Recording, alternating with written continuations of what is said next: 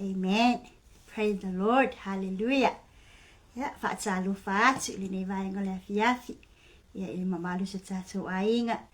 Ia, ele ngata fo ilea, ia o tupu mai ai mai se ai ia au na tutofia lea tua, mo latou fale tua. Ia, male mamalu, lasi sa tātou ainga. Tino keriso lo fa'asole upa lea tua. Ia, itafai fia le nei lalolangi. Itono ekalesia. Ia, itono ministry, tono ainga. Ia maso se mea lava lo e tufaina ai. Ia ma e ngalue ina ai, ma e tautua ai lea tua. Ia e ala le i le whaasoaina lo na whina Ia, whaatalo whaatu. Mau whalo whaatu la o au na whaatau waa le nea fiafi. Ia mai te tauno Palmerston North New Zealand. Ia i le tata polokalame ua whaingoina. Ia o le Maapupula o le Faaolataga. Praise the Lord. Hallelujah. Ia, fia lava le nea fiafi. ia awai whaatasi ma oe, mafuta whaatasi ma oe le ainga pele po le tino keriso, ia avila tā whaafetai ma le tā vi inga le atua, ale lo nā lofa mlo nanga le le ia te i tātou. Te wa amataina i tātou se tatalo, iono tātou whai me whaasolo i lea, praise the Lord. Vi whaia e peo mātou loto le nea fiafilo mātou atua, o oio le atua matautia, le atua o fofongia, le atua atu mui vi inga, le atua alofa tu noa, mātou vivi i mawhane ne le nea fiafi, ma mātou a inga o mafutaina le nea au nanga lo mātou tamaa. Whafo i atu le whawhetai, le vi inga i ate oe. Awa o oe te tau iai le vi inga lo mātou atua. Whawhetai wa mai a ngā luenga, mai a tiutia manisi o fuafuanga, sa whenga iai lau whanau malo a inga malo nuu foi. Ia a o nei whanau foi a lato wa onga, le wai umale manuia, whawhetai te le lava atau ni ai nisi, papenan a matalia ngā luenga o le nei po, ia whawhetai te le lava, o le malosi wa e fua ilo mātua atua. Whaatai tapua inga, ne o mātua matutua. Ne ngātai lea o na tatofi, so mai whaafiangainga mane o lātou whaletua. Nof ta talo foi, mātua e ka le sia te etasi, o lo o mātua ngā lulu e ai mo oe, i le aso ma le aso. Ia mātua whaafetai tele lo mātua atua, i le milosia, ia ma le tele, o vāvenga ese o lo whaapena, ona e whaia mo i mātou i taimi uma, maaso uma la mātou savalinga. Nei lai tu la fiafi tamā, mātou iai lo mamalu, mātou tatalo ia whapena, ona e whaatanga lo nganga pa ia se ia fio mai, sa i tolua ina i mātou le nea fiafi, mātou tāpena ai le au nanga nei, le atu ai ia whapupula ina pea le maa o le Faaolataga, ia whapena ona tofusia ai, ia i mātou uma lava, ia ma whaamanuianga whaleanganga mai laua fio. Ia le ngata ina pupula ia te i mātou, ia mātou whaapupula ina atu, ia i o mātou tua oi, i o mātou a inga, ia mātou wo, ia mātou whanau, ia ma e tatau ono mātou whaasusulu ina atu, ma whaapupula ina iai, lo le lei ma lo mātango fie. Ia tuai, ia awina mai a lo nganga, paatasi mai mātou, ia e whaamangalo ia mātou wang sala le nia fiafi. Ai o mātou ati o luma ma le loto ato atoa, e tapuai, e vivii, ia e talanoa, ma whaasoa i lo finangalo. Le nā le tatalo a mataile au nanga nei, whaamanuia mai lo awhawhine, whaamanuia lo ainga mafuta, ono lo suafa man malo Yesu Keriso. Amene, ma amene. Praise the Lord. Hallelujah. Vi ia le ali. Whaatalo whaatu, ia so se tasi lava o maua tatu au nanga le nia fiafi, praise the Lord, hallelujah. Ia malo ngā lue, malo whaasoa, malo le tautua, malo le au na, praise the Lord, hallelujah. Whea lava le mea lo e au na e tautua i mo le upo le alii, po le ale ministry, po le ale ekalesia, po le hafuli, whea fule mea po o naifu e te whaasoa mai lava i lo lava maota. Ia le ali, praise the Lord. Me umalava tātou te whaia. Ele o whaia lava ono o se vi ingo le tangata. Amen. Amene. O lo whaia mea uma ono le vi inga o Keriso. Praise the Lord. Hallelujah. O ai lau maole ava noe au e whaamafuta ile ta au nanga. I love you.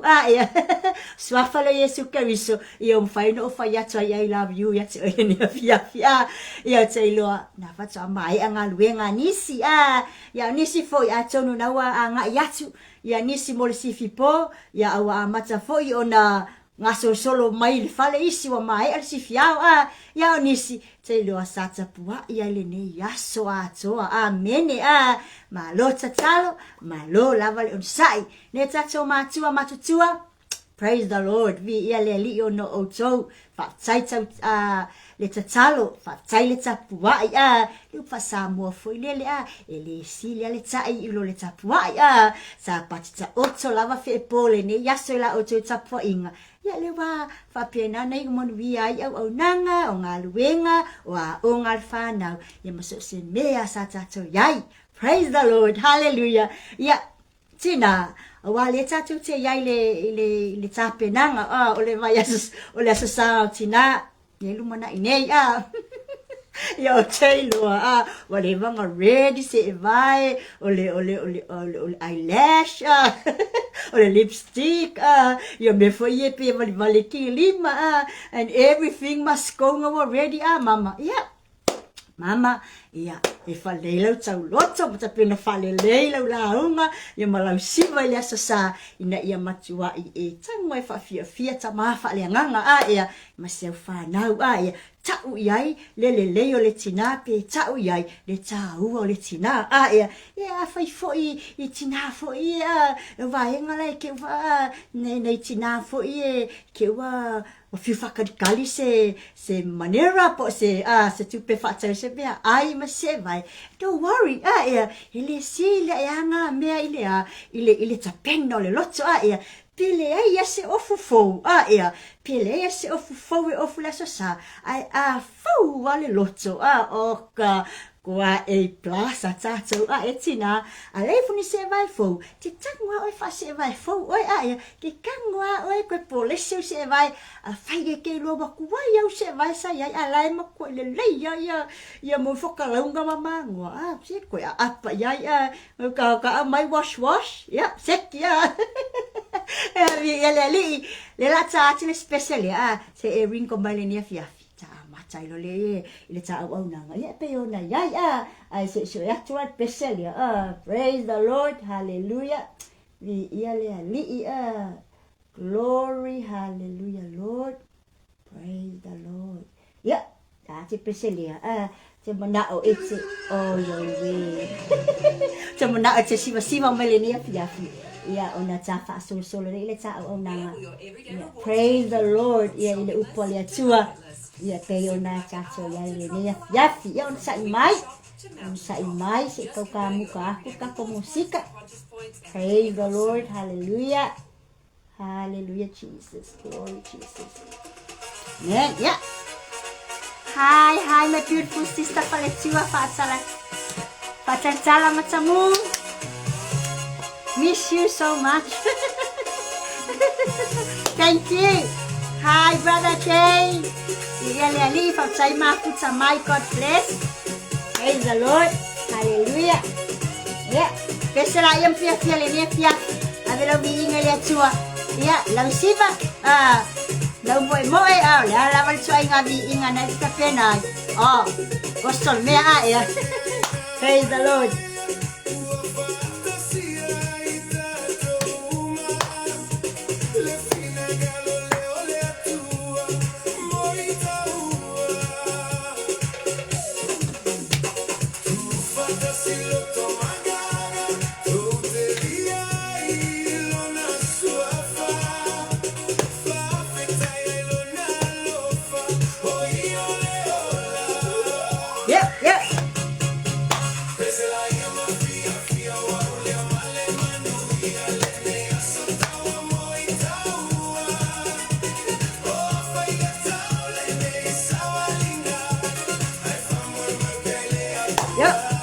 Yeah.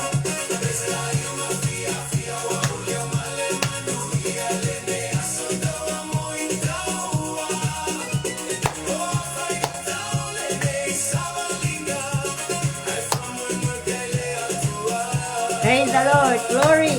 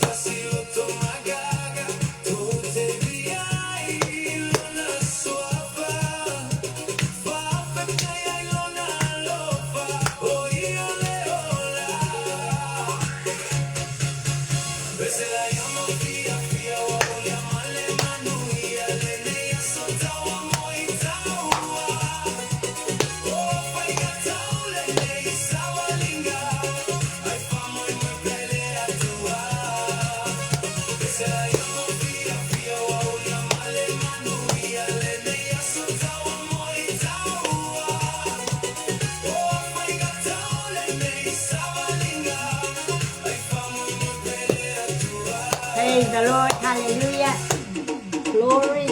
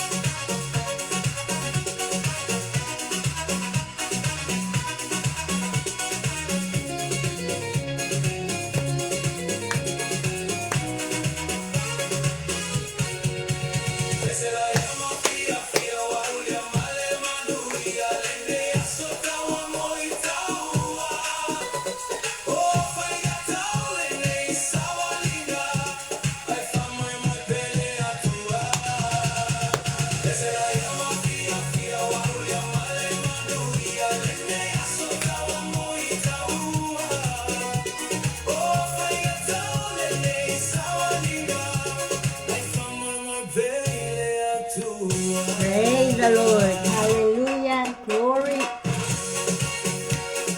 Amen.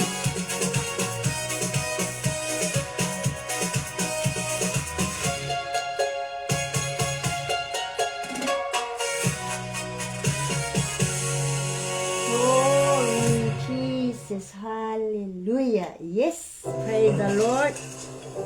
Amen. Ia koa lava ia whaafita uli sa whianga iai oile ni yaso. Ia whai mai upol pese whatoa mai atu.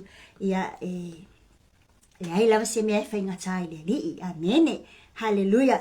O mea uma lava sa whapenao no tatou le mautonu ai mo tatou whenumia iai le ni yaso.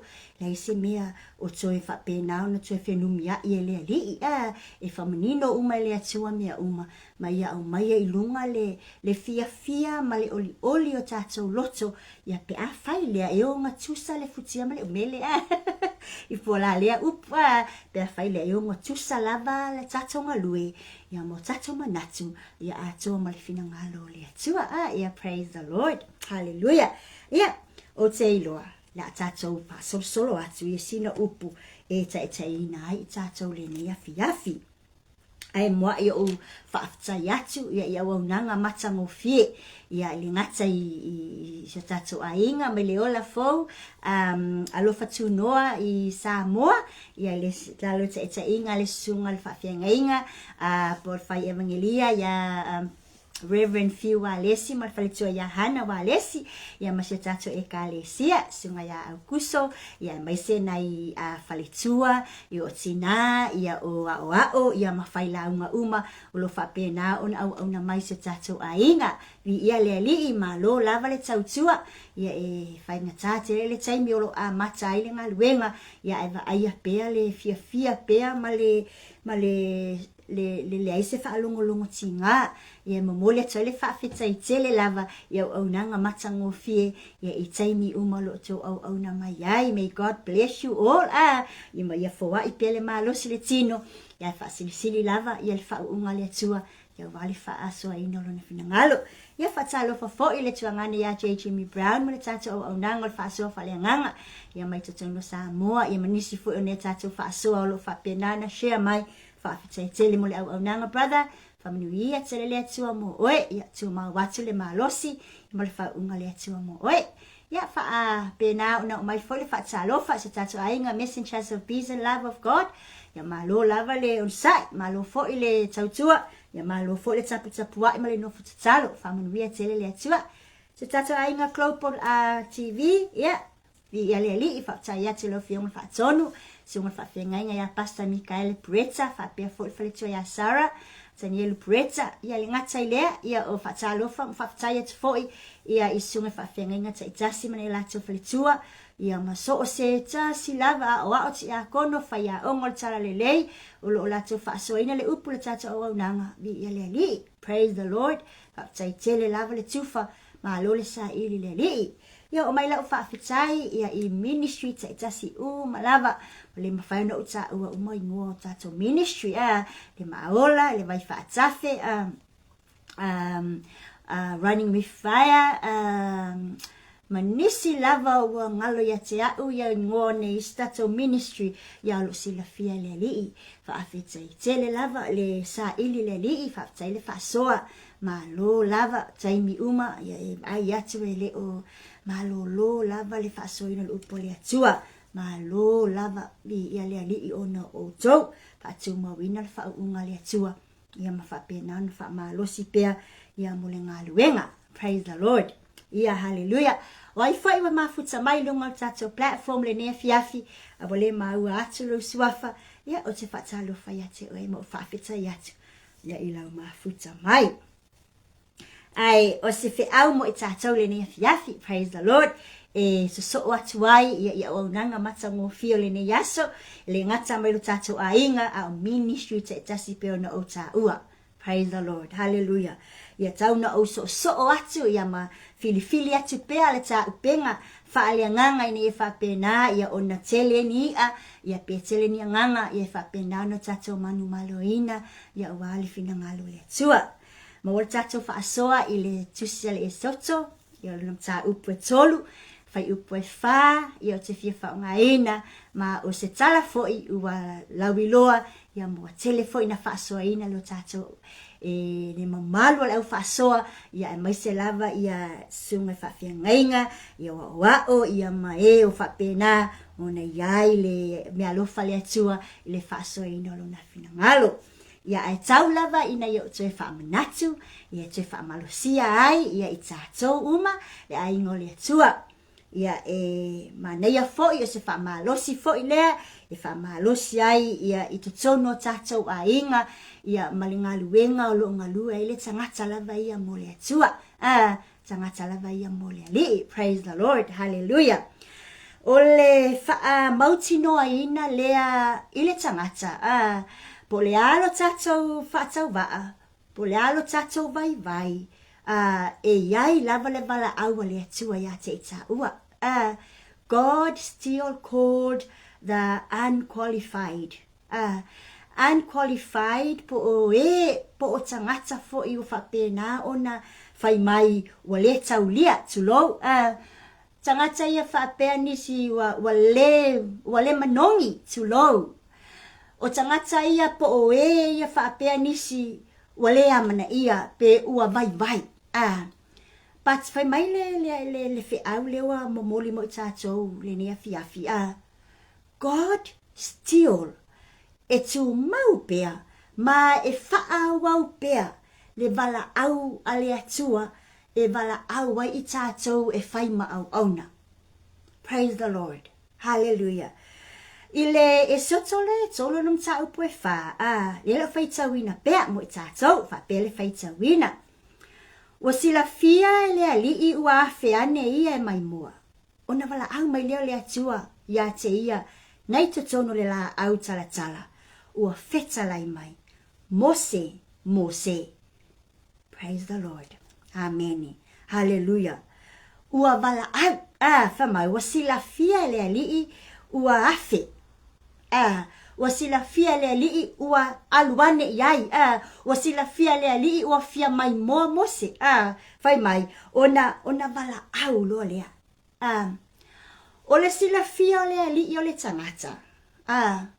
Ele o sila fia le ali ia se tangata ona whaapea o se tangata taua po whaapea ne penga o whaifi au penga o whaliko o whaifi au pea o Mose. It's an ordinary person.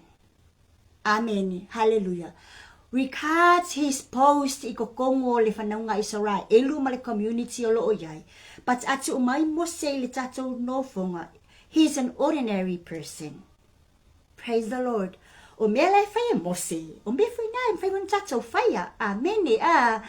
O savali fōle na savali ai Mose maafe fua e fia mai moa i la au talatala le whapena mumua le wha umatia. E whapena fo i tatou.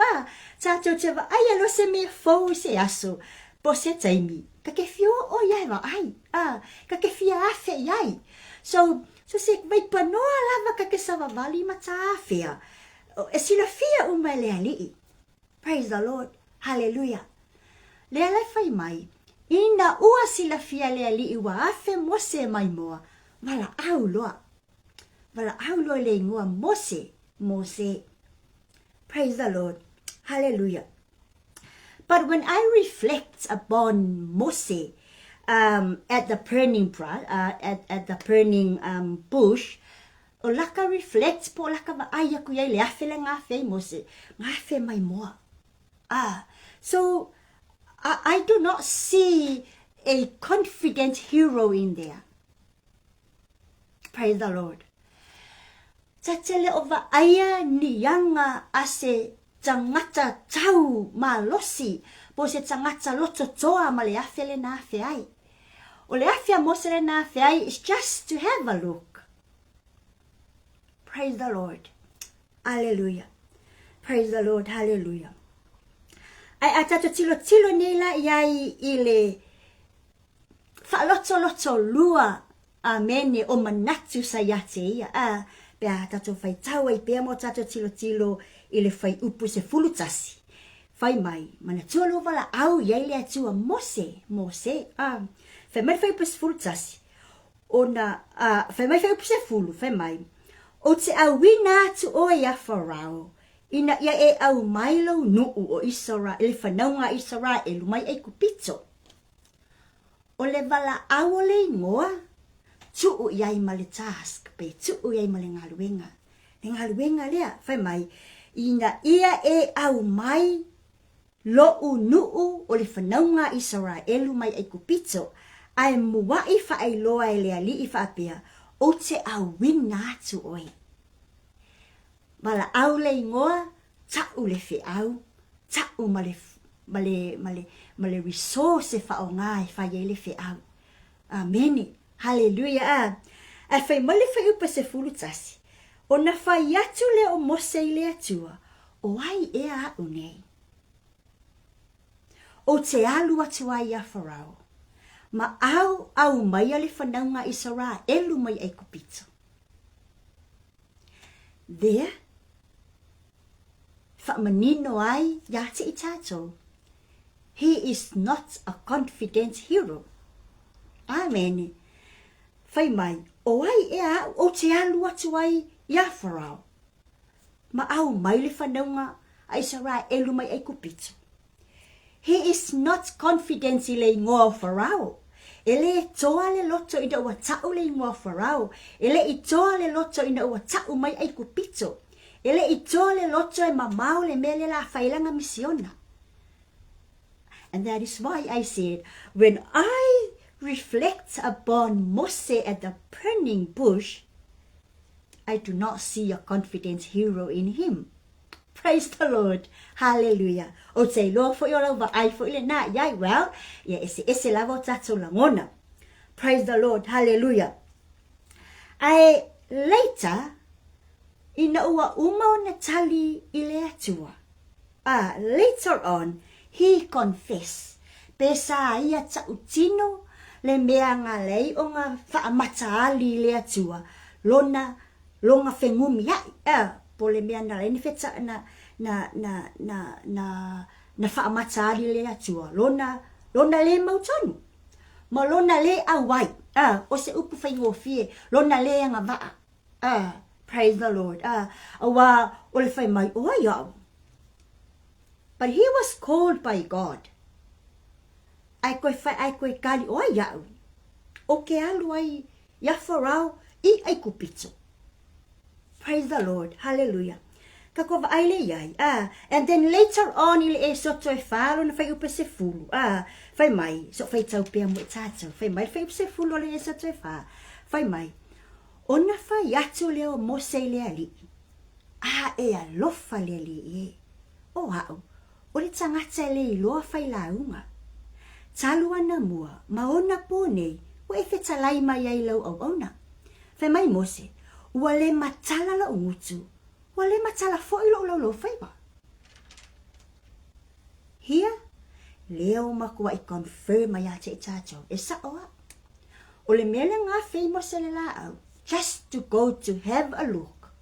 Ele I ai se plan na Mose e whai ina uafe.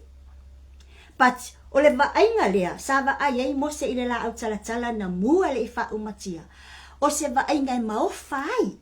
A e maofai se mea. You want to create something new.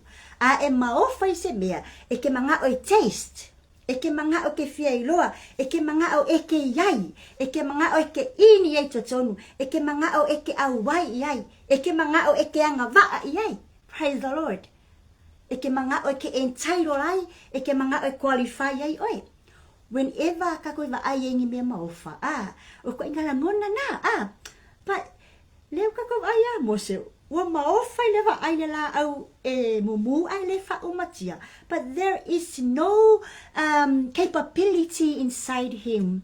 E mawhai ai o ngaia o ngaia wha ngā solo le wha avae ina o sona o se mea fau e tupu mai a te ia. Praise the Lord. Wa ta'u lawe Mose i le atua, he is unqualified. Amen. Kusa lua fai loa e Mose ia ilanga fesili, malanga koe ka ukingoa. He confessed. Vai fulele confession le wa fai. Fai mai oai, fai mai ia il fai ipule se fulu no fai taua mai. E alofa. Mai leli i oa o le tangata, ele i loa fai se launga. Ka lumba yanga mua e o mai e keiming iwa e fetalai mai ai. Fai mai Mose. Ele matala la umutu, tu lou. Fai mai. E o fo i lo lo faivo.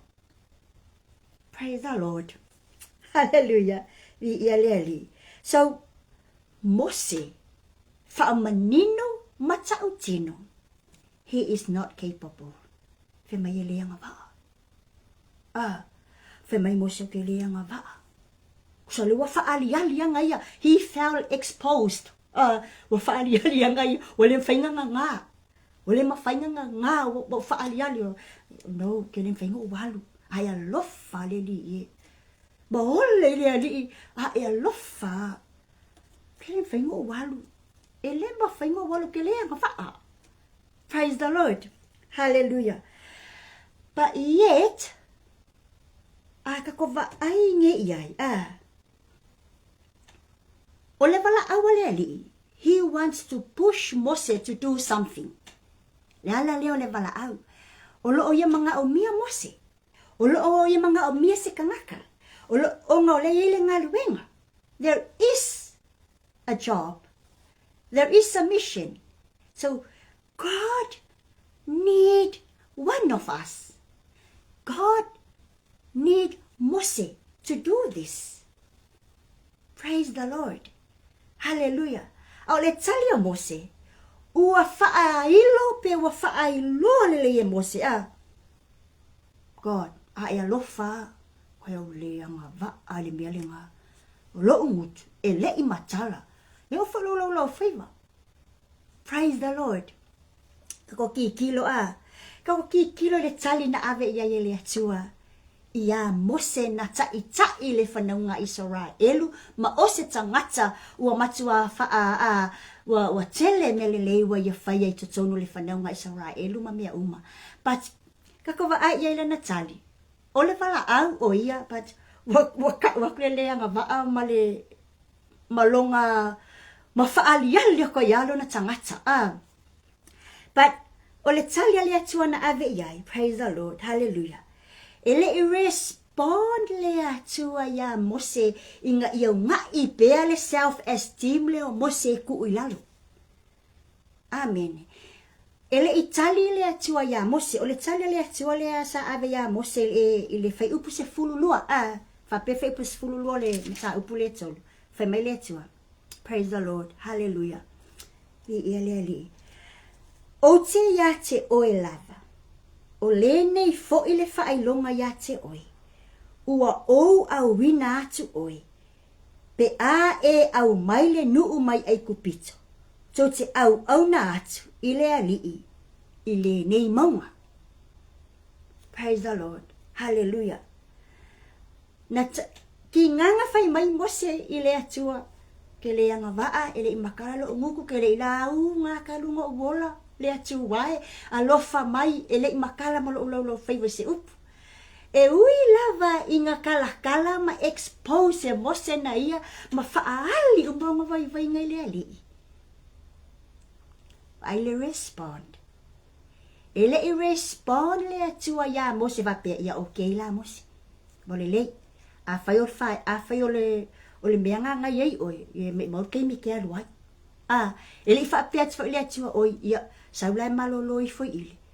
Se ia mo la unga nga ia le la ia le. Ia.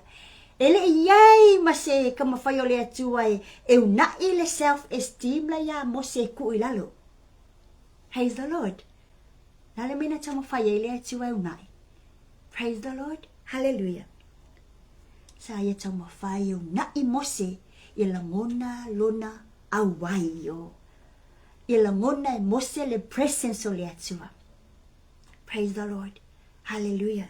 He did not respond by boosting Moses' self-esteem inga ia kaufi.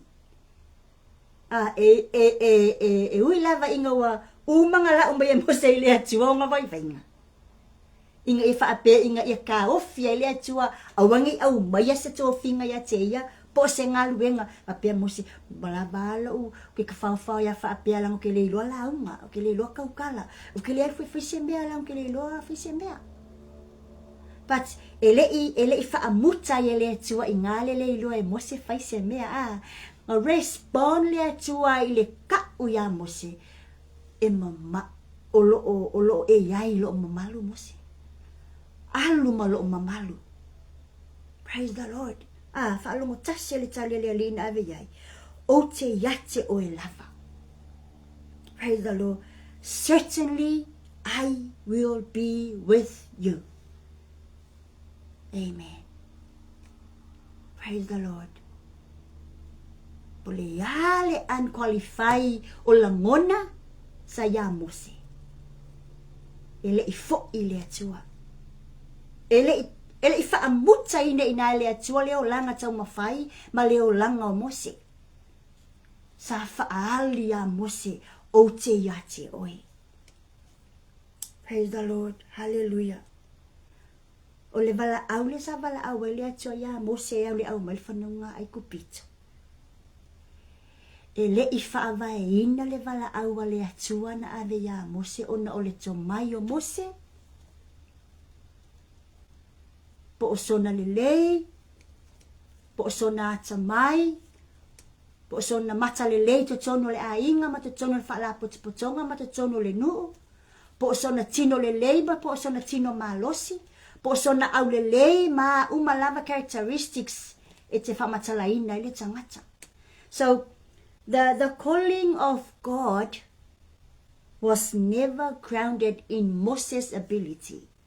Ele I whaatau nu wina pele wala awa le atua ona o mea o lo o maua e Mose. Praise the Lord. Hallelujah. Pa tato tilo. Na whaatau nu wina ma whaavae le wala a wina o Mose le atua ona lo tato atua e lava matotoi. So the calling of Mose was not grounded according to his ability, but it was according to God's sufficiency. Amen. Hallelujah. O le atua e tumu. O le atua e tele. O le atua e tumu pea lava pea. I aso uma mataimi uma. Amen. Praise the Lord. Lea la ua whaamanin. Now I realize what the scripture's pattern is about. O le pattern le tau au mai ele whaamalosi mo I tātou ia te oe mao le nea fiafi. E whaau ngā ma fili le atua, le tangata vai. Ina e whapena o na alu na te vaaya mamalu o le atua. O le au mai o lo vainga ina ia mawhai o na e whealu wa ima e loa le mamalu ma le sili ese o le atua. Hallelujah. God chooses the weak to come forward. Confound the mighty of God. Amen. Hallelujah. Le peten la po le ala fua le na wa whaataatia le atua I le o langa o le tangata. God wants us to come forward. Tell God o a mea ngai ake ka ua. Tell him po a mea ngai mo walu se manga. Tell God po a mea ye mo ya ka ua. Oa uma mea o ia te oe mahau. O yengi vai venga. Amen. Hallelujah. O yengi le lenga. Amen. O yei se atamai. O yei se malosi. O yei se confidence. O yei se poto. O yei se au le lei. Whaalea nganga ia te tātou. O a mea i kako ke maua. Whatever we have. Mana o lea tua come forward. Sau i lumai tau mai. Amen. Ai se i mana o la tama. Se i kau mai. Ai se i whai lombe whai tamaya ke i kaua. O ke le fia wala a winga oe o nga o mea ngaya ke oe. But o ke fia wala a winga oe o nga o mea ia ia ke au. So it is not who we are, but it is who is God is. Praise the Lord. Amen. Hallelujah. Manatua. O le ala fua lea lea tua. O le whaai loa mai o mea o ia te ia. Ma mea o lo na nofo a lii. Ma mea lo o ia maua mo oe. Mau. Ai le o se ala fua le whaai lo i tā ua. Ma mea lo ia tā ua i lea tua. Praise the Lord. Hallelujah. Vi ia lea li. Ole tangata sa awewhe au. Praise the Lord. Ole tangata sa leo ma moe. Ua avea ele atua. Maana awewhe au. Ma tangata e whai ale misiona. Ma tangata e whaatau nuu le manaonga. Ma tangata e whai mawhatu le tala lelei. Praise the Lord. Le vai, le valea se itulou. Le i tau tala, le i whaia se la unga le o langa atoa e mose. Ai ua whao ngai le atua, le tangata le i whaia se la unga. Na te whaia le ngaluenga o pito sili o na te le mamatautia. Praise the Lord. Hallelujah. Vi ia le alii. Glory, glory, hallelujah. La le mena tupu. Whamai na tau nuu. Na alu mose whaatau nuu le whinangalo le tua. Leanga isea, leanga ua whaalongo atu mose ilonga leanga vaa. Oi a ele aila, kuula me silo o whailo lea le mea lea, lea o whaalongo, leo au mai leanga vaa. He felt the presence of the Lord. Because wa umona avi le tua mai, o te ia te oe. So, lala le mea le popolea, ya, mai mose oi le lala walu. Amen. Hallelujah. From the hesitant tongue. Mai ile lau faiva fa loto lua tulou. Mana tua le na fai ai na failia mo se le atua. Ile makala lo nguke o lo faiva. Le makala fe se kala. From that type of tongue. La me kupule ile lau faiva mo se le amatanga. Ina watali le ali. Na fa mo wai. Nga whaaloko lua, nga le maukongu, nga luma koe kua. Ele planning ngai mose a mea la whao ngalo nga lau whaiva se tulou, balona fofonga e whaatau nuu le ngaluenga. But what happened? Ina ua mai, ena whaatau nuu le ngaluenga. Le lau whaiva sa mau tulou, le lau whaiva sa whaaloto lua, le lau whaiva sa whemou mo wai, le lau whaiva sa fefe. Au avea malaulau whaivaia e manava mai ele sa olotongo al whanunga Israel. Praise the Lord. Hallelujah. Wow. The hesitant tongue sa maua ya Mose becomes the voice of liberation. Le laulau whaiva sa ngu, le laulau whaiva sa lea o ngā, le laulau whaiva sa mate. Wa avea malaulau whaiva leola. E le I whaavai le wala awino Mose. Ona o le mate o lona laulau whaiva, ma lona ngutu se tulou. E le I whaavai le fina ngalo le atua e wala awai Mose. Ona o se o a mea, o a malava mea vai vainga sa ya Mose. O inana whaailoa e le atua lona tumu. Praise the Lord. E le se tangata tamai. Pe atu umai le tatu nono, le tatu saufa inga lo iai nei. A sau mo se kako saufa inga le kako ke iai. In whaile le inka ko whaupua e valea tu lou. E li loka ukala, I whawhenga le ka ile ngupe a le loka ukala. E peifa iau mega ke iai, ke ofo le mingi sky le ilo fai se kala, le ilo ngangu. Ke ofo le alu avea ma mapule au le ngaluenga ai le loa fai se mea. That is the look of us. That is the look from us the people. Because lali mele kau keo makau avi. O ai ya. Who am I? O ai oi. O le mea ngā le kau ave ele lalolangi. O ai ya. O ai ya. O a o le whawhinga o le whaiwhi au. O a o le whawhinga o le kupu. O a o le akali o le mingiska. O a o le akali o le ki a kongo. But e le whaavaina i nā le wala au wino i tā ua. E whaavai le wala au wino i tā ua, i le lava o le atua e whaatumu ai ia, i le ngau sao langona ia tātou te tumu ai. Langona vai, langona fefe, langona le mautonu, langona pala ai. Langona umana, o langona ngā kau ke whaavai ai. But au le tine sau le wala au le atua le tato wala au wino i tato e whaile ngaluenga. E whaali o mai le atua mea e tele o lo o tumu masolo iei lona no wha lii e ala lona nganga pa ia e fia au mai mo i taua. Praise the Lord. Hallelujah. Ole qualification po ole vaaya le atua le tangata. Ele va ai se ata mai o le tangata. O tato loa, amen. The qualification was not based on the talent or the ability that we have. Praise the Lord, hallelujah.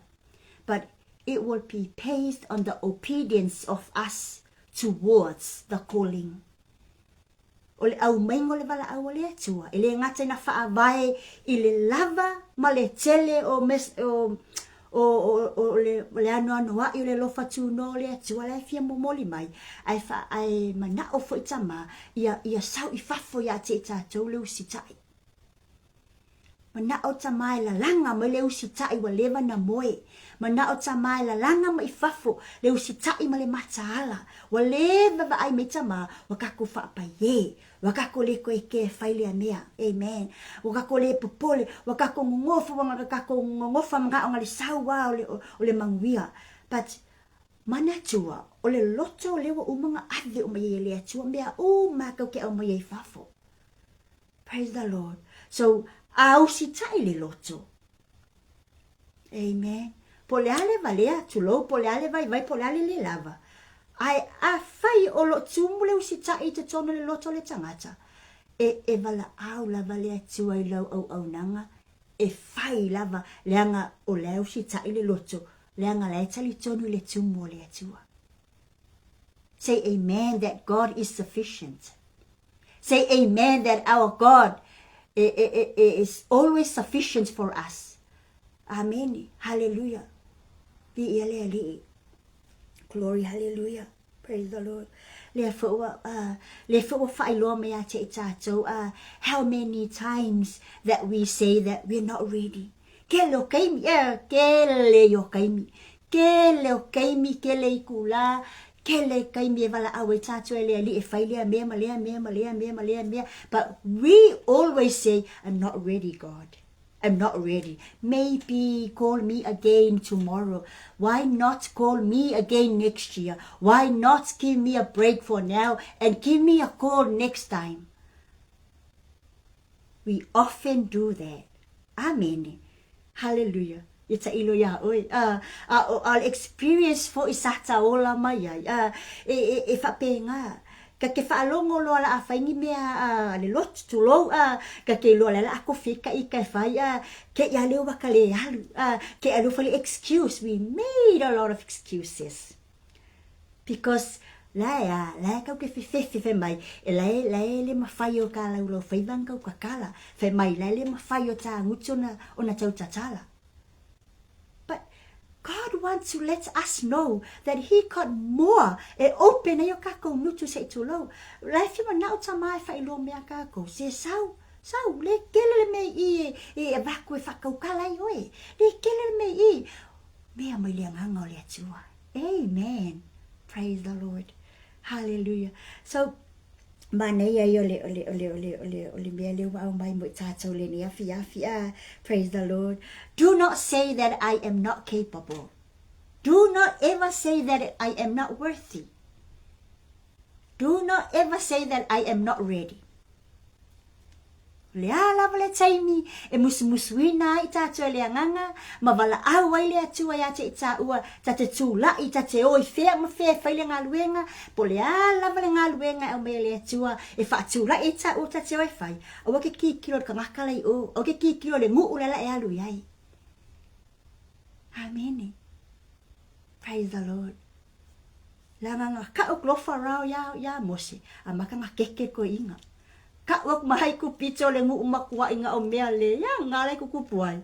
Wah, kilenga ma ke keke vai o mose. Praise the Lord. Awa ke va ai. Au ke va ai po o ai la do not look po fela la avei oi.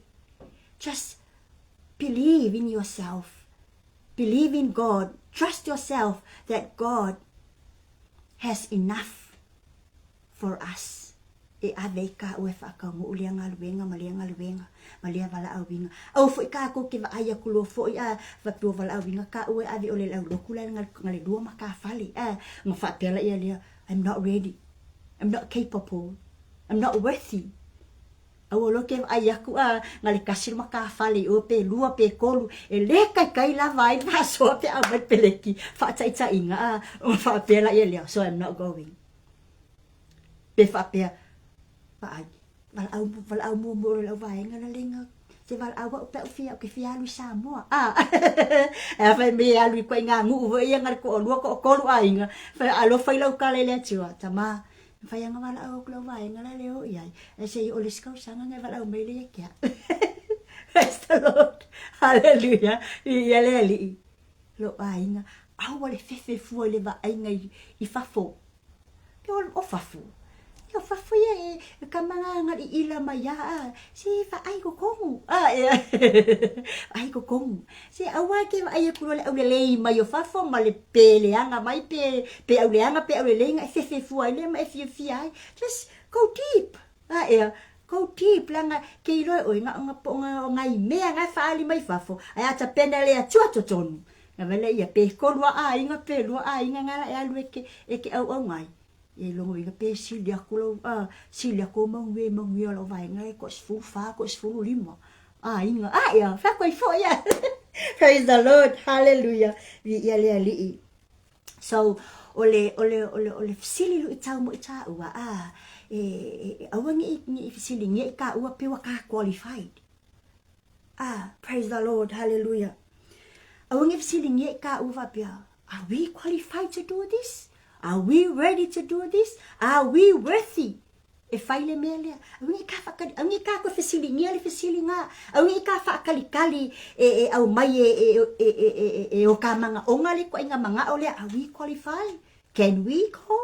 Can we do this? Amen. Hallelujah.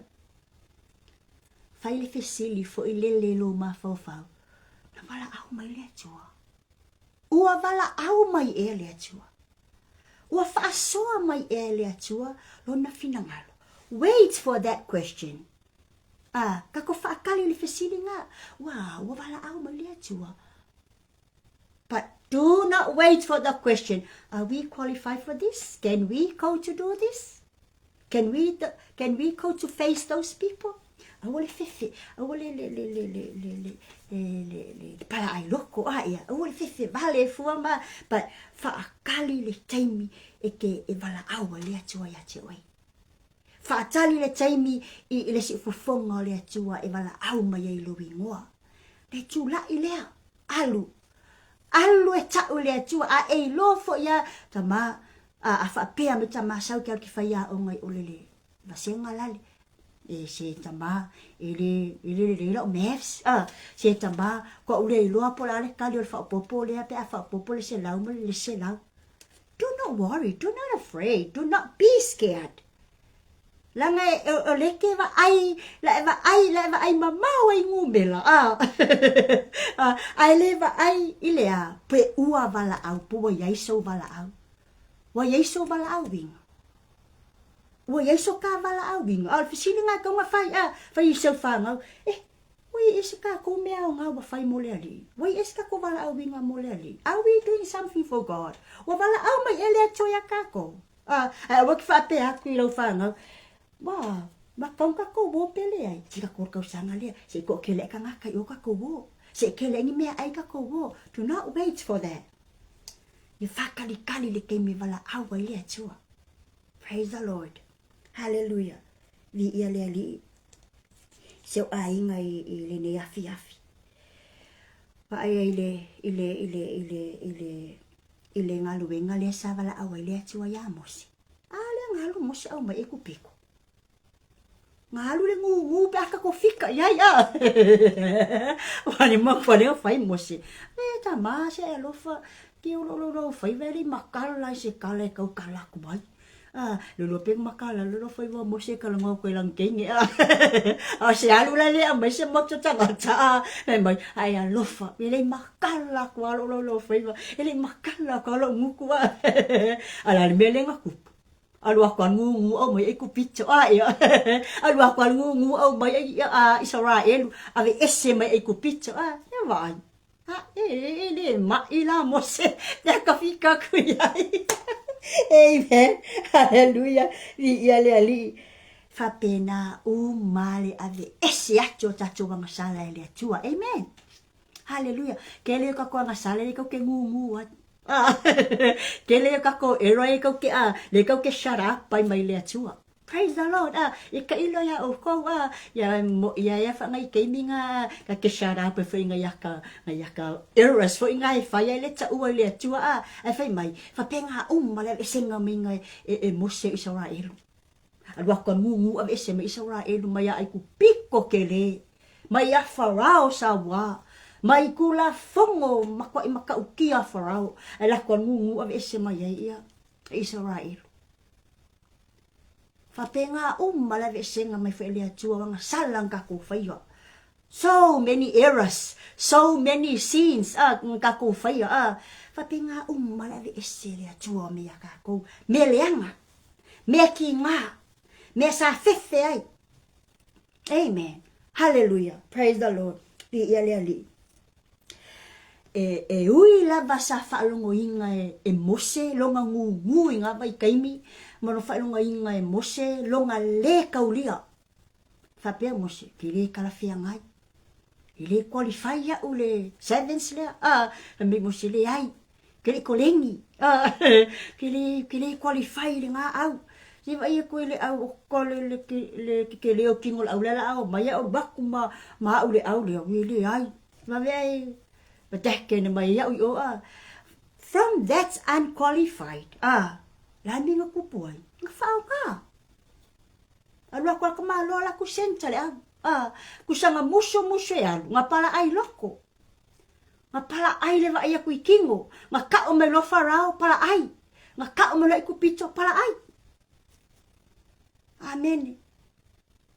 Ala le me nga fa ai inga ya fa ai inga pala ai le ya mang malo ave esse me Israel fa kau ngu le mana onga le atua sa fa ai si fa pe nga fula ka ko woe fa tau ngu le vala au tama ya cha cho se vala awa ko ke mang malo mai kangaka ko ke ave esse me kangaka mai ki nga Maapupula nga le olanga.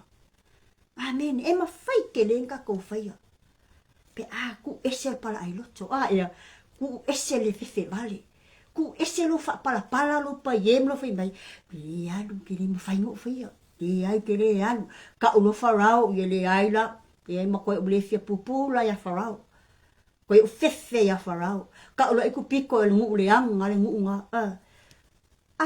awa eke fa pala ya fa penga vai lo self esteem le nga vai lo changata ba ayo kaka ngaka o ke ku la lo kaka ngaka si avala au lo le chose ku ilunga o fa vai au ni e fa vai ma fefe me fa pe ese si o kaya la le poka wengal ku aku o le ire ve ase o se skimia na ia kala kamela ia le ai lo ai ngali ni fiafi kai mi avala o le tua chula Praise the Lord.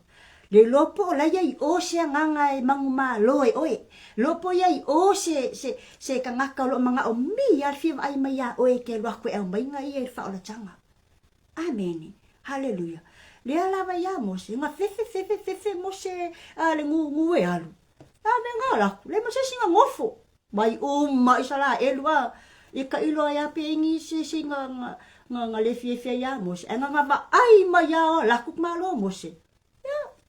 E mo ia langa ko muli. Ala ngala wo e se onga o se. Ava ai la o toile ai ngole atu Io kako fai le fesili le nga. La ele ke me vala au mai le atu ya ke. E uni kako fai fesili le io ka seki e pele ai. Ali ai ele ai. Mua ya te oe ma fa taua ya te taua le vala au le atu. Praise the Lord. Hallelujah. Li ia li. Ia seo ainga i le ni afi. Amen. Hallelujah. O makua i qualify ma matua i whaatanga ina le atua i tā ua. Ma whaahanga wa ina i tā ua le atua. Praise the Lord. Hallelujah. Pela angelu tau para ai poa le para ai le au. Ia ngā kongua Ia kako loko ke kele. Ma ia kako, auni kako pa ye, ma ka whapalpalam, ma pala ai loko, pala ai loko. Foi al fai mai, ia simelo ke ufungo foi ai, la ufungo foi ai nga, ufungo foi nga. Whakatikali nga wala au le kua mange awai, mai mai, o se wala au whakoro mai. Kua pei au le kamatiki foi nga le whaalonga ka, wa ka ke fiu lo tama wal au ka ko ke le fe lo wingo ka ko me ki fa lo ka po le ainga fa lo ka po ka ko fa na fa lo ta pe ka me ki pe wal au lo kama ke sa pele a fiu se lo nga fa ya ku kama sa le ai lo ku ki le nga le fe fa ko aku mai lo nga au ku ke fa ka fa pe nga se fa pe se lo nga e ka o me se ka wi wan se wal au ka ku i lo nga usta usikai e mawali melelei awali ka whakarikali si whaapea mai ia tama ia saula sa ukama sau sa wakali sau eke e halu e whaile mea lea nga waku lea maa oe le 4 milion pe waku sau 1.5 pe waku sau 2.5 o whakarikali whaapea nga le kain mea wala au mu nga wala au o le atua kulai o kulai ia ka penga le loko e usikai e uva pe kula e le ka aloko ngang kula ya alu mole loto stai o le ustai le ko kong le kali kong le atua amen aua ngi ka ko fa pinga fa pala au ngi ka ko ku ua mangui ai alu nga ku ua mangui ai o wa ka ke ku ua lo mangui ai o ke fia ko fa ka le skai ya ke vai ko lo pas ai ole ku sanga lo vala au ka en mangui kali mai nga ya lo fa kali nga le nga saule va amoe saule va ausu pa se saule si va i ko fa mai saule o le ni malanga le va ya wa fa fera ka u au ke ku ua mangui ai alu nga vala au ole tua ap ka u fa kingo au ola kin ke fa kingo alu ma able lo ko ska fai male loto yai o oe o nga mea o fo ke fai ke fa ka mu o me la se e mo fo maka la le ko ya pe se boyo walu a we ki ma fo fa penga ai alu e fai male loto atua fai male loto si tai fai male loto fia yeah. Praise the Lord. Hallelujah. Li ta ko ma fo faula le la au tala le nga bala au winga i kamalo mo se wa peo ingali nga bala au ai mo se i lumo la au tala aka ko va ai la ia ile mele fia mo moli mele au tala le la au le nga mu ele i fa umatia in praise the Lord hallelujah lo fa pena ona tala mai ai le mamalu ia o le atua tautas praise the Lord hallelujah le mamalu le nao le atua o lo nofo to tonu o tangata. Praise the Lord. Hallelujah. Ele fa umatia ila itato. Fa yo le fa umakia la au nga mumua. Fa penga le nofo le nga le atua ya kako. E nofo le nga le atua ya itato. pipi ia e maleu sikai, pipi ia e mal wha maongi, o wha kasi mea ia ma ia masabali ia wha ngalue inga mea uma ia. Kei loa whemai, e le wha uma kia inga kako. It's just like the burning bush. E le I wha uma tia ina, nga mumu. E le I wa aia pe wha pe wa amakanga, nga mure la auma, ma pe. That is how the Holy Spirit dwells within us. And kako accepting nga. Kako kalia inga. Kalia la le pipi e le sikai mal wha maungi. Male alofa. Ma mele le umai kei loe kakau o nga ola I pea le nganga leo le atua. E le wha umakia inga kako. E ola pea lo kako wala awinga. E ola pea kako mele le e whai mo le alii. O le ola kwa ka ua, sau le manuia. O le ola kwa ka ua, wha manuia le atua.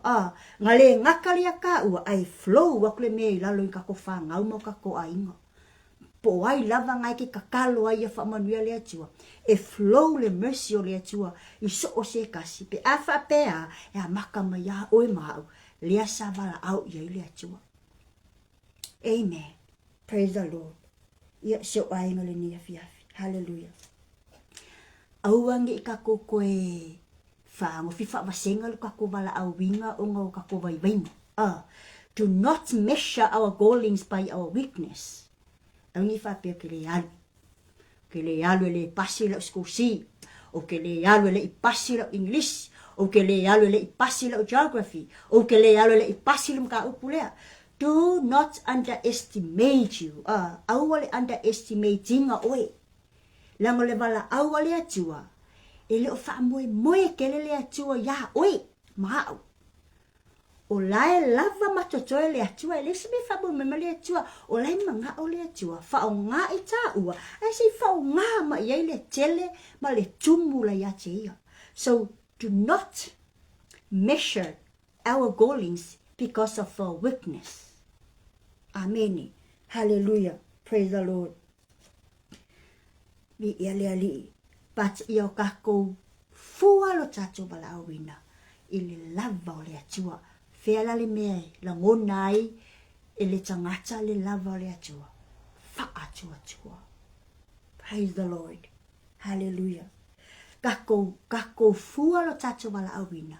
I le wha maoni o le lava o le atua le saumaia. God is faithful. God of faithfulness. E wha maoni, e tumu, e alofa tu noa le atua. Praise the Lord.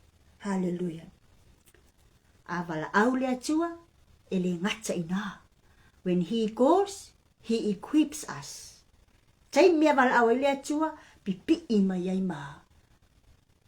Ma wha manu yanga, pe pipi ima yai, mea wa umana tapene le atua, e wha atino ai le wala au ina. Whenever God calls us, calls, equips. E wha a upenga ina I tā ua. E wha oloa ina I tā ua wha le nganga le atua. Tai mea wala au ai au le pole. Wala au a tula pengungua kurunga. Le miang whakamo e lou si tai I le atua. Le ngungu lea makala lo whaiva. E kaukala. Le miang whakamo e le anganga o le atua. Lo kako whiwhiwhi wawale lea. Uma enga le whiwhi wale kengi. Le whiwhi wale le kama. Ea. Ea. O whai mea le lei. Wa ola le ngaluenga. Wa manu maa loa nganga. Wa masii uma isala elu makoe fo. Fo ia isala elu o le ngu uma fola inga. Amen. We can do that. Praise the Lord. Hallelujah. So ainga. Ele o le muta anga lo tā vaivainga. Praise the Lord. O lo tātou unqualified. O lo tātou le atoa, inadequate. O lo kako le lava, not enough. O le kako le anga vaa. Ke loe. That's not the end of the story. Praise the Lord. Hallelujah. those weaknesses and those unqualified and those inadequates that we have, that is the beginning of God's glory. O le tatau le lava, le whaapeka ko ngaka I kako, o le amatanga le nao le vi ingo le atua. E le manatu whaatau wa ale atua ya ta ua. E le manatu whaapito fo ile atua isi ma isi. E le uu leisi, koso leisi, ai fafa leisi, pe amo leisi lunga ua tulou. Amen. E ave whaakasi umaita. Ka we walk with him. Ka koke o whaatasi maia. In one with his Holy Spirit within us. Amen. Praise the Lord. Hallelujah. Ieleli. Seo a inga. O le whamanatu le nāmu oi maa. Amen. O le whaamalosi le nāmu i oi maa o seo a inga. Whalango le malosi mai le atua. Praise the Lord. Ia e mauti noa. Mauti noa e awai le atua ma oe. Ma lou a inga. Pea o le taimi. E ngā lue ai le vala au wina wa au mai. Amen. Hallelujah. Praise the Lord. Whalongo foi o tātou le whetalainga le atua ia mose. O te iai a te oe. I will be with you. Wa lava po fea lava le whaingatā o le si o manga nai te ngalue ai. Po fea le whaingatā o le ala ngai ke sabale whailo wala awina. God is with you. Po afo I kalai au mai e ki ngaha I le mawhau I le whaingolo wala awinga. Po le afo I le kau mui le kau ai mai ei kākou. Po le afo I le kau mumu le kau ai mai ei kākou. Po le afo I le kalakala ngoa vaenga e kua le kalakala ngoa ai whaamakakasi mea kākou. God is with you. Amen. Praise the Lord. Hallelujah. Ia senta le atua I mea uma. Awangi I senta oi, awangi I senta awangi I whaonga ko kongu winga ka ua. Le winga le tala. Awangi I mangaku I whalava nga oi le mea a koa. Let God be centered I mea umakako ke iai. Lalo o wala awinga. Ia o ngata tonu I le atua mea uma. Ia fatu I le atua la unga luenga malo uvala awina. So as you. Le alu vala awina. O le alava le misiona lo enga lue ai. Ia o ngato tonu. Ia avea le atua mafatu o lau misiona. Hallelujah. Praise the Lord. Kako ese mai le self-conscious. Kako ese mai le mangaku fo ile le angale ai ya ka ua. But kako wo le mangaku lea anale ai le atua. Let's move from the self-conscious to God-conscious. Kako wo o le atua. Angi kako koe whaile mea ngā le aia maa ua. Le aia ma se o ko olua. Le aia maa ua ma se o kama. Le aia maa ua ma se o whalikua. Kako wo e whaapea. Anga le ai le atua. Ana lese anoa le atua. Mangai ia pe kako kakala whapea ngā aia. Angi kako kakala whapea. Wa ua. Malaki alo iai. Anga le wa ai mai ia ke au. Whaapea kakala. Anga le wa ai mai ai le atua. Anga le a fio ia le atua I oe leo sikai. Angi ka mai anga le ia. Wa unga linga se fea. Wa unga let's move away from that self-conscious to God's conscious. And le simia ka ua le sa o fa manatu le amatanga. Stop focusing of am I qualified? Am I worthy? Stop focusing on that. Hallelujah. Praise the Lord. But focus on who is God. Who is God calling me? Focus inga kako sa balinga, malika au nanga, malika wala awinga. Ewangi I focus li kwa inga mea lea wa se iloa. o ai hao, wa ul kupu, wa ul kengo city, wa ul princesse, wa ul sifi, awangi I focus I ngā lauwa ai, I lauwa la awinga, wa ul whaiwhi au, tu lo wa nei whaiwhi au, wa ul whaletua, tu lo nei whaletua, awangi I pe, wa ul makua ul whalalanga, awangi kako focus ile, who am I? Kako woi focus, who is God?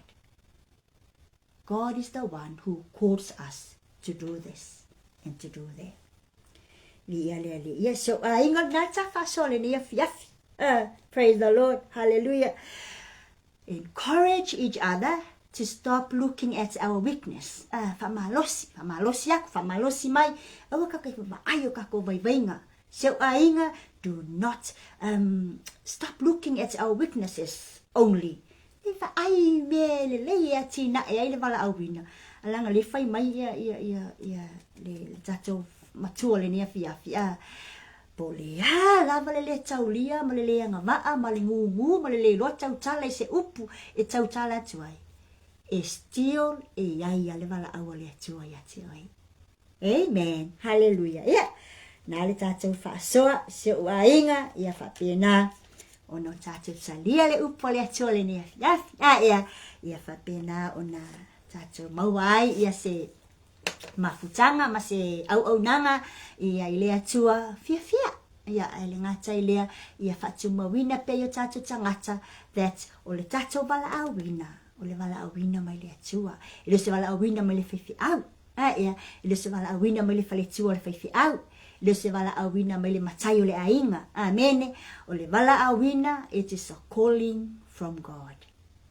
Hallelujah. And when you go to God, go with obedience. Yositai. Go with confidence. Loto toa. Alu malofa maoni le atua. Praise the Lord. Hallelujah.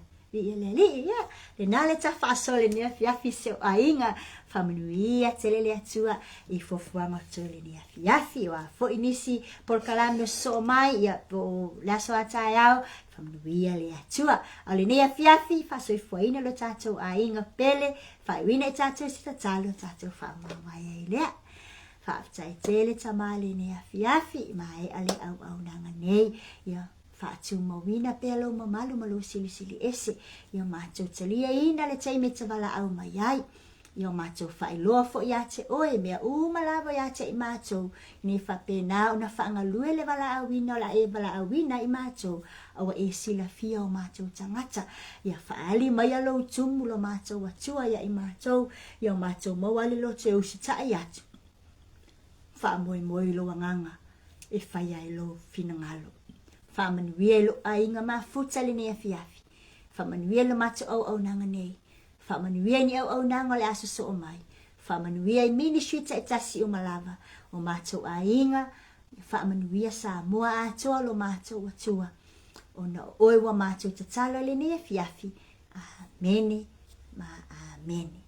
Praise the Lord. Hallelujah. Yeah.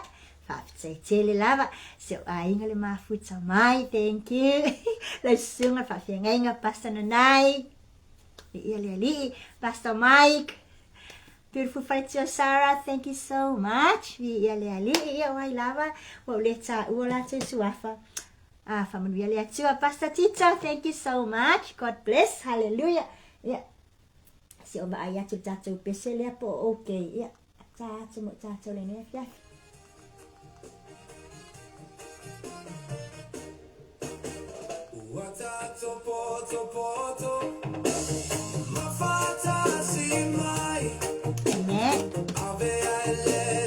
Thank you so much. Manuel po. Praise the Lord. Hallelujah.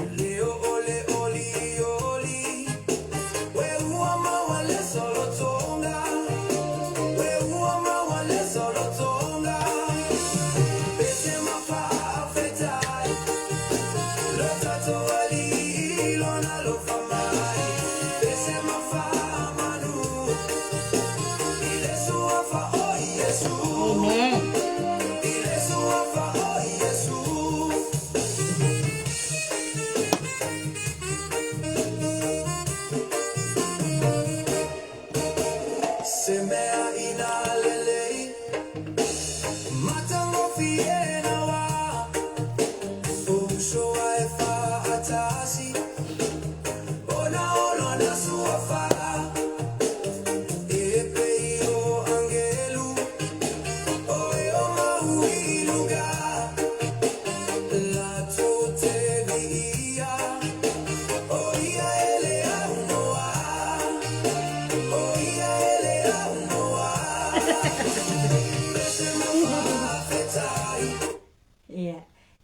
Cái pesele fiesi vai ia la le ia. Ia la tatu pesele siva mel angelu tau. Ia ona tatu fa ma vai ai le a. Ia praise the Lord, hallelujah. Ia tatu pesele siva mel angelu tau le mana o mai ai ia. Ia le si angelu tau, praise the Lord, hallelujah, glory Jesus. Amen, hallelujah. Praise God. Yeah. Praise the Lord. Hallelujah. Glory Jesus. Amen. Yeah. Sila imelan angel usap.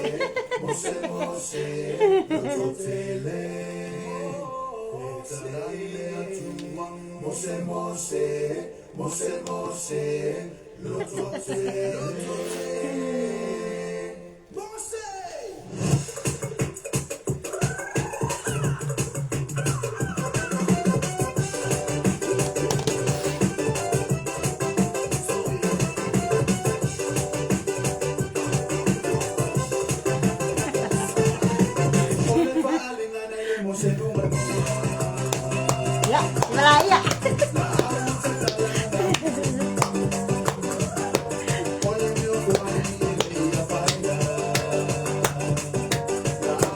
Si Maman Momo.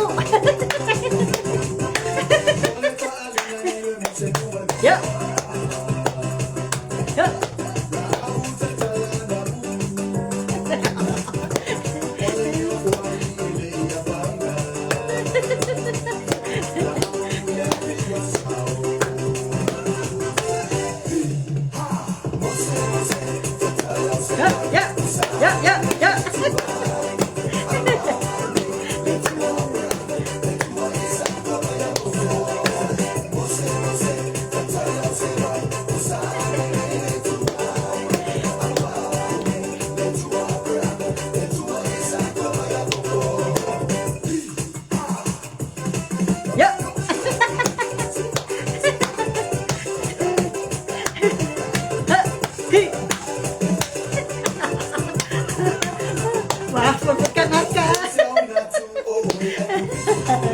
Si Van ngủ đi. Yep.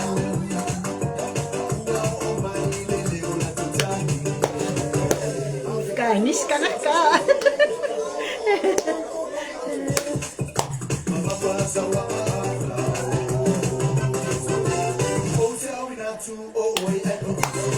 Ya, sau ya se el pico.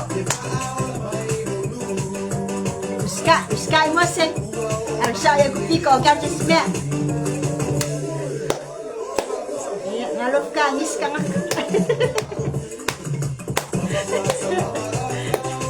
Ya, kaya yan pasta. Ya.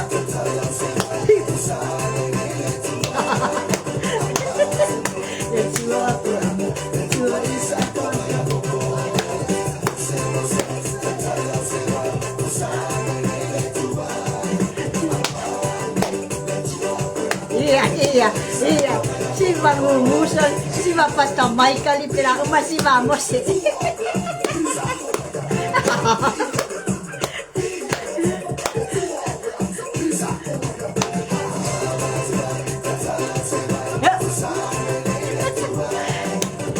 Van pasta ng knife pero si Van vamos.